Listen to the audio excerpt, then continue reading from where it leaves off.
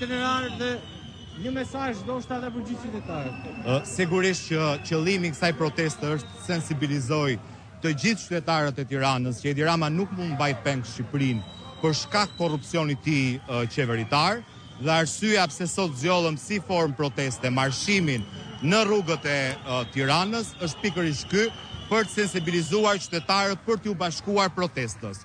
Ne protestojmë sigurisht për demokratët, protestojmë për socialistët e ndershëm, protestojmë për qytetarët pa parti, sepse Shqipëria është e gjithëve dhe betejë për Shqipërinë do duhet bëhet nga të gjithë. Zoti Bardhi, mbrëmjen e sotme kemi parë një precedent që nuk e kemi parë në protestat e kaluara, si tek Drejtoria e Përgjithshme e Policisë së Shtetit dhe tashmë tek Drejtoria e Policisë së Tiranës, një numër i madh efektivësh policie kanë tentuar të bllokojnë itinerarin dhe marshimin në protestë. Keni një koment për këtë sjellje dhe për këtë veprim policisë? Unë e kuptoj që krimi strehohet në të dyja godinat dhe policia në vend që të arrestoj ato që i kanë kthyer drejtoritë e policive në institucione ku krimi qeverisë pengon të drejtën kushtetuese të qytetarëve për të protestuar. Si shikoni, protesta është paqësore dhe nuk ka asnjë arsye policia e shtetit për të penguar lëvizjen e lirë të qytetarëve.